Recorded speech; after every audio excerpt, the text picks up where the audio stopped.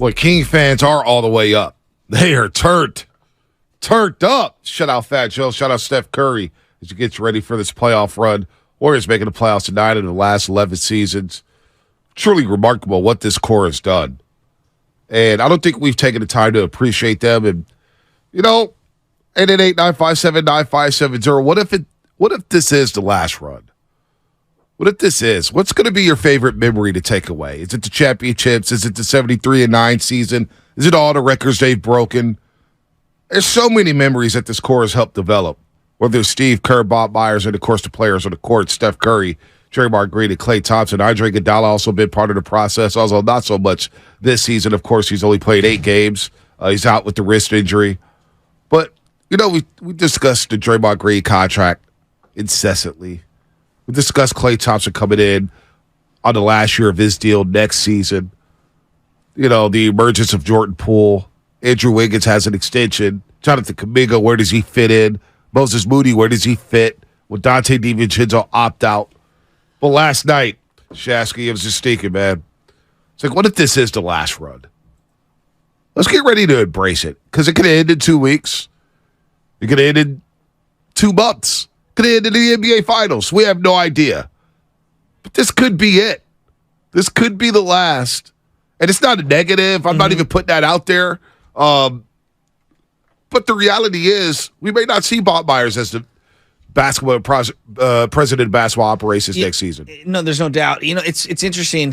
Let's go just the players for a second. Like, when we look at some of the other dynasties, like the A's in the 70s, there were a lot of moving parts, right? There wasn't a lot of carryover from the first championship to the end. You look at the 49ers.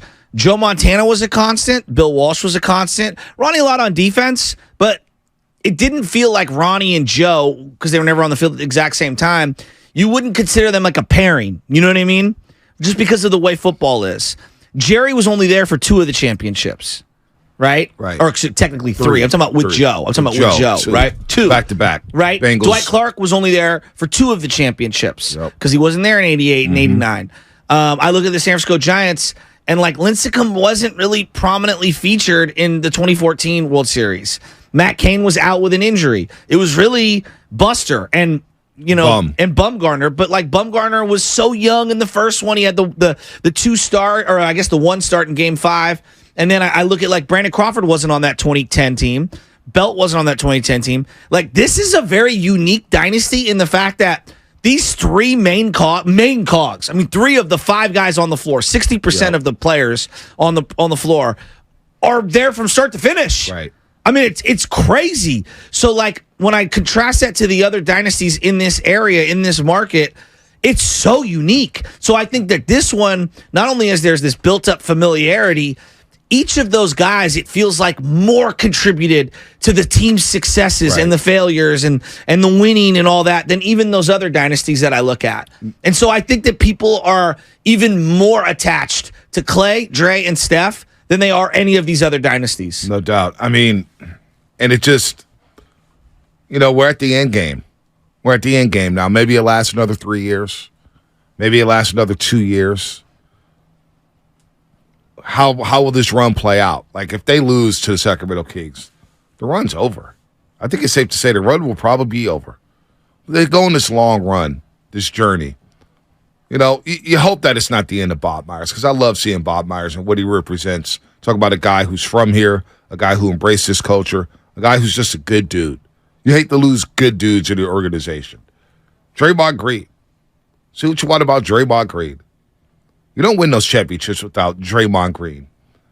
He brought the nasty to this organization, the nasty to this team. Stephen Curry, the culture, right? The franchise player, the guy who said, hey, Warrior fans, don't give up. We'll figure this thing out. And boy, did they ever. 4 banners in 8 years.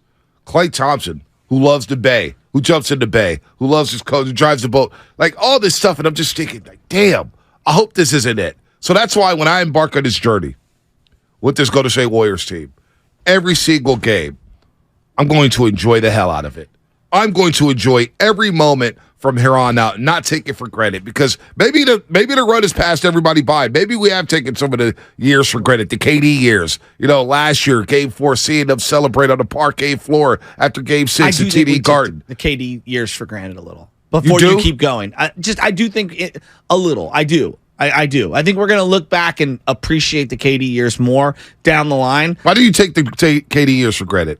Because I think we're in the middle of it, and I think there's a denial factor of, we'll find the next KD. Like, he was just a mercenary. And, I don't think we've really stopped and appreciated what he did coming here and how unique that was. Well, I really do think, and I don't think it's everyone. I think it's probably a smaller number of people than even I'm willing to admit. But I don't think we sat and appreciated those years. They were the height of excellence in the sport. Well, what was funny? I remember talking to the BS&G days, Steiny Guru Abate.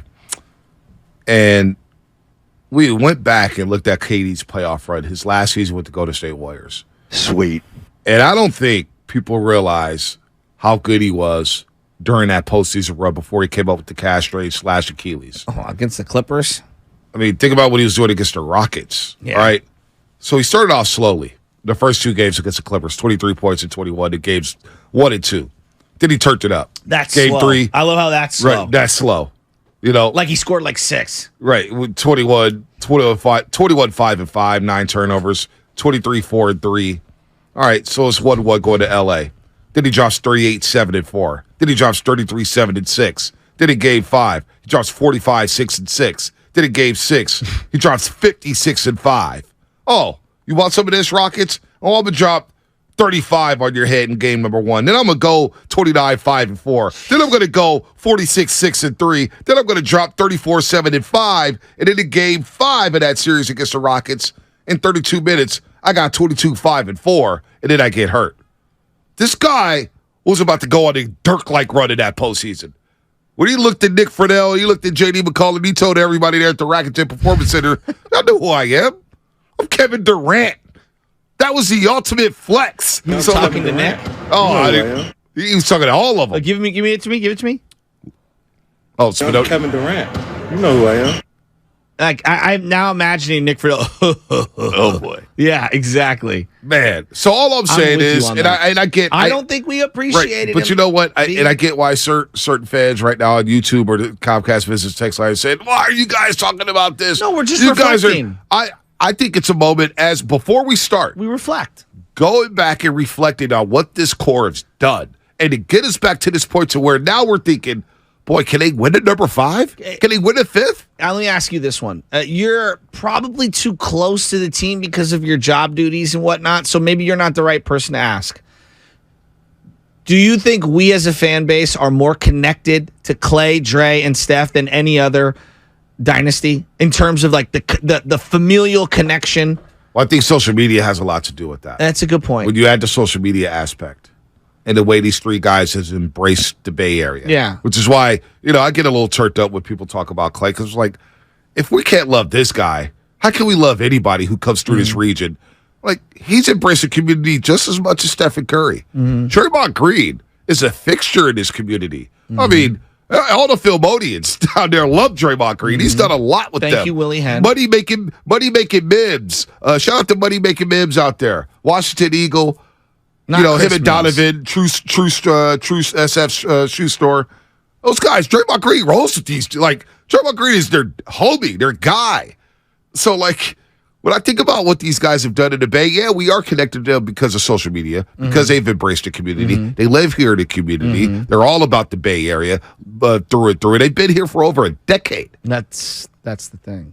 And they've won all 4 of the championships, have been with those guys as the key catalyst. For an organization that was an afterthought. So as I look at the Sacramento Kings, yeah, I do see the Warriors in them. I do see the young baby Warriors in them saying, what about us? We've been away for 16 years. Remember us? Remember, we're in the NBA, and it felt like that. We believe in 07, 08, and of course, in 2012, 2013, when they went back into the playoffs against the Nuggets, it was like, hey, remember this organization in the Bay Area? Hey, we've got a great fan base out here. And so it's going to be a lot of fun. Not to compare and contrast, but we believe was like lightning in a bottle. Right. Because you didn't know who was going to stay and how long. And You just were in the moment. Whereas that first run with Steph, Clay, and Harrison Barnes and Draymond and David Lee, it felt like it was the beginning of a long journey. Right. That's what it felt like to me. It was different. And now I love We Believe. It's one of my. No, yeah, it felt like it had a shelf life. But yeah, that's what I'm saying. Yeah. And like it felt like we were building towards something. Right. And so it's interesting though the connectivity between the Kings and the Warriors. No one is saying that De'Aaron Fox is going to be Steph Curry, but a young, ascending, drafted point guard. They make a shrewd trade for a power forward that breathed life into the rest of the roster, similar to how the Warriors did with David Lee, and they've got Sabonis. They've hit on some draft picks. They made a couple of trades to free up some playing time for other people, getting rid of Buddy Hield and getting rid of Halliburton. Right. And, it does feel like they're on a nice little run. But De'Aaron Fox, what he is to that community of Sacramento is similar to what Stephen Curry became in this community with the Bay Area.